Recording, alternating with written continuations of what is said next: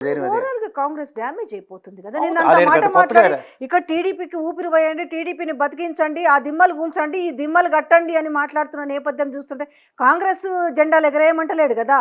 కాంగ్రెస్ కోసం కాదు కదా మాట్లాడింది. ఫ్యూచర్ మళ్ళీ సెటిల్ చేసుకుంటాడు. రేపు పొద్దున కాంగ్రెస్ ఏమైనా పదవి చ్యుతుడు అనుకో మళ్ళీ జై తెలుగుదేశం అంటాడా? అదే కనిపిస్తలే. ఎన్డీఏ కూటమి కదా, ఇక్కడ తెలుగుదేశం రేవంత్ రెడ్డి నెపంతో పెట్టి మళ్ళీ ఎన్డీఏ కూటమి కట్టడానికి ప్లాను. ఇది ఇండైరెక్ట్గాను డైరెక్ట్గాను రేవంత్ రెడ్డిని బలవంతాన్ని బీజేపీలో కలిపే కార్యక్రమం నడుస్తుంది. ఇందులో హిడెన్ ఎజెండా అదే. సాధారణంగా నేను పార్టీ అధ్యక్షుడిని లేదా పార్టీ ముఖ్యమంత్రిని అయితే ఒక బాట వేస్తాము, పార్టీకి 10 ఏళ్ళు పంచవర్ష ప్రణాళిక, ఇంకో 5 ఏళ్ళు. కానీ ఇందులో పార్టీలో ఉంటూ పార్టీ ముఖ్యమంత్రి అయిన తర్వాత కూడా, పిసిసి అధ్యక్షుడు అయిన తర్వాత, ముఖ్యమంత్రి అయిన తర్వాత కూడా భయంకరమైన బాటలు వేస్తున్నాడు. అయితే గురువు కోసం కాదు, ఒక ఇదంతా ఏంటంటే హిడెన్ ఎజెండా భయంకరంగా జరుగుతుంది. ఇదంతా ఈ తపేలశాలలోదే స్కెచ్ అంతా ఈడే కల్పరేట్, కర్త కర్మ క్రియ. ఇప్పుడు ఆ ధృతరాష్ట్ర కౌగిల్లో చిక్కుపడిపోయింది ఎవడంటే రేవంత్ రెడ్డి.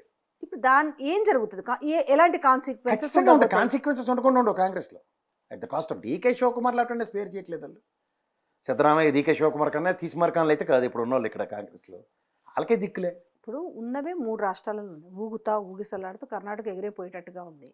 ఈ నేపథ్యంలో కాంగ్రెస్ ఎగిరిపోవట్లేదు. కాంగ్రెస్ ముఖ్యమంత్రి ఇది అవుతాడు కానీ నో రేపు మళ్ళీ కర్ణాటకలో ఇంకా 1.5 yearకు ఇప్పుడు 2 yearsకు ఎలక్షన్స్ ఉంటాయి కదా. మనకి వాళ్ళకి జస్ట్ 1 year డిఫరెన్స్ కదా. ఈసారి మళ్ళీ అక్కడ కూడా పోయే అవకాశం, ఎందుకంటే వీళ్ళు ఇచ్చిన మేనిఫెస్టో అంతా కూడా ఘోరంగా ఫెయిల్ అయిన సందర్భంగా అనిపిస్తుంది. ఈడ కూడా ఊగిసలాడుతున్న నేపథ్యంలో ఇంకా ఇట్లాంటి ఒక స్కెచ్ వేసుకుంటూ పోతుంటే ఎవరినో బలి చేయాలనుకుంటూ వీళ్ళే బలవుతున్నట్టు అనిపిస్తలేదు. నిజంగా ఎవరినో బలి చేస్తారా అంటే ఒక నేషనల్ లెవెల్లో ఒక నానుడు ఉంది, బీజేపీ పార్టీ గెలవడానికి 3 ముఖ్యమైన వ్యక్తులు కారణం అని. ఒకరు నరేంద్ర మోడీ అయితే, రెండోడు అమిత్ షా అయితే, మూడోడు రాహుల్ గాంధీ అని.